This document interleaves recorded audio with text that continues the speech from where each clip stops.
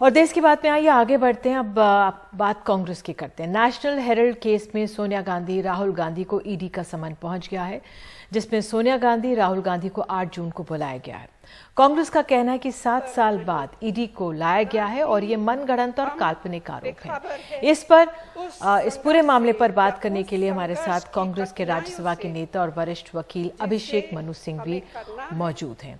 बहुत बहुत धन्यवाद मिसेस सिंघवी समय देने के लिए। मेरा पहला सवाल आपसे यही है कि कांग्रेस राजनीतिक तौर पर इस समय बेहद कमजोर स्थिति में है और अब ईडी का नोटिस, सोनिया गांधी, राहुल गांधी को ये नोटिस पार्टी को एक बहुत बड़ी चोट है। मैं समझता हूं कि ये जिसको क्रिकेट में हिट विकेट कहा जाता है या फुटबॉल में सेल्फ गोल कहा जाता है, उस प्रकार की चीज है जिसको आप मांग रहे हैं कि इतना गंभीर या आघात है। लोग मजाक उड़ा रहे हैं।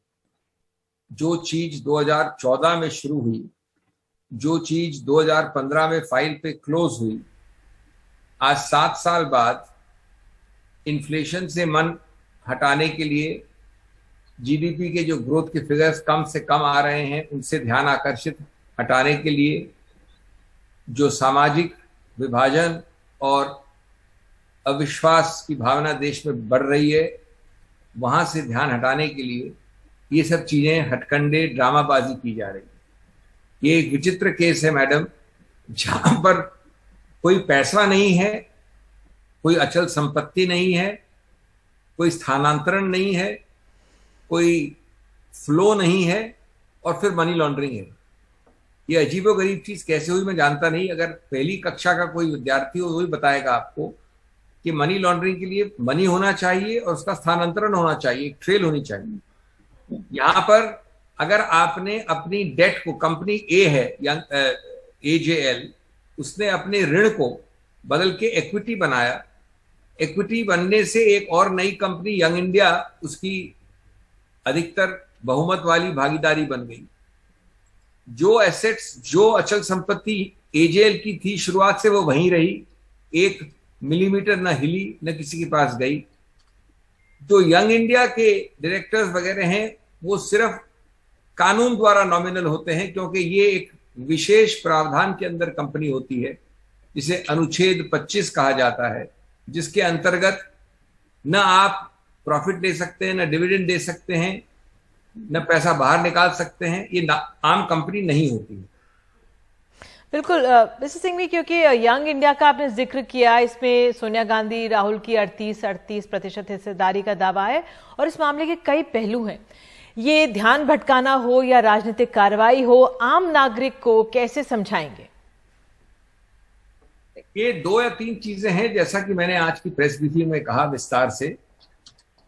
एक, इस देश में हर राजनीतिक प्रतिद्वंदी के विरुद्ध एक प्रतिशोध की भावना, प्रतिशोध की राजनीति, उनको डरा धमका दबाकर अपना काम चलाना, ये कश्मीर से कन्याकुमारी में और गुजरात से पश्चिम बंगाल तक, फारूक अब्दुल्ला से लेके डीएमके के लोगों तक, मेवानी से लेके ममता बनर्जी के लोगों तक, इसमें सिद्धि माहिर कर ली है इस सत्तारूढ़ सरकार ने।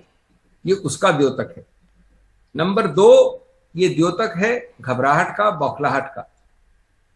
ये द्योतक है कि किसी तरह से हमेशा जब गलत आंकड़े आए, गलत चीजें आए, जब जनता दुखी हो, नफरत की भावना से देख रही हो, उसका ध्यान मोड़ा जाए, हटाया जाए। और तीसरा, एक प्रकार से मजाकिया कि ऐसे तथ्यों, ऐसे आरोपों पे जहां कोई मनी लॉन्ड्रिंग तो हुई, हम तो सिर्फ मनी लॉन्ड्रिंग की बात कर रहे हैं। अगर आपको लगता है कि मैंने 10 फुट से ज्यादा 15 फुट लीज दे दी एजेएल की, तो आप लीज के ऊपर एक्शन लीजिए, आपने ले चुके हैं। अगर आपको लगता है कि कंपनीज एक्ट के कोई प्रावधान का उल्लंघन हुआ है तो रजिस्ट्रार द्वारा एक्शन लीजिए। लेकिन आज ये मनी लॉन्ड्रिंग कहां से आता है समझ, और क्या आवश्यक है कि मनी लॉन्ड्रिंग के संबंध में आप शीर्षस्थ नेतृत्व को बुलाएंगे? इसलिए हमने दावा किया है आपके सामने कि निश्चित रूप से सोनिया जी जाएंगी, निश्चित रूप से राहुल जी जाएंगे, बल्कि सोनिया जी तो 8 तारीख को ही जाएंगी। राहुल जी अगर यहां होंगे तो 8 को जाएंगे, नहीं तो निकट भविष्य में जाएंगे। क्योंकि हमको, जैसा हमने कहा, न डरेंगे, न दबेंगे, न भागेंगे और न आपके द्वारा हम झुकेंगे। आपने फारूक अब्दुल्ला का नाम नहीं लिया, लेकिन दिल्ली के मंत्री सत्येंद्र जैन पर भी कार्रवाई हुई है ईडी की, मनी लॉन्ड्रिंग का मामला है, आम आदमी पार्टी भी परेशान है, उन पर आप क्या कहेंगे? देखिए, ये मैंने अभी इस वक्त जो आपसे वार्तालाप किया है, ये 1 to 1 किसी और मुद्दे पे है। कोई एक तथ्य किसी केस का और दूसरे तथ्य में तुलना करना गलत होता है। इसमें मैंने आपको समझाया कि ट्रांजैक्शन क्या था, और उस ट्रांजैक्शन में जब प्रॉपर्टी कोई हिली नहीं कहीं से, न मूवेबल रुपया न अचल संपत्ति, तो वहां हो ही नहीं सकता ये ऑफेंस। अब सत्येंद्र जैन के केस में तथ्य फर्क है, नहीं है, क्या है न मैं जानता हूं, लेकिन तुलना करना, दोनों को बराबरी करना गलत होगा। ये तो पुराना केस है, 7 वर्ष पहले इसकी फाइल क्लोज हो गई थी।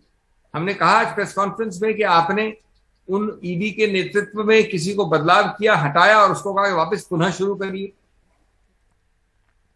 आखिर में सवाल यह है कि कांग्रेस अब आगे बढ़ेगी कैसे? कुछ नहीं, हम तो पूरी तरह से राजनीतिक, सामाजिक, कानूनी जो विभिन्न तौर तरीके हैं उससे इसका सामना करेंगे।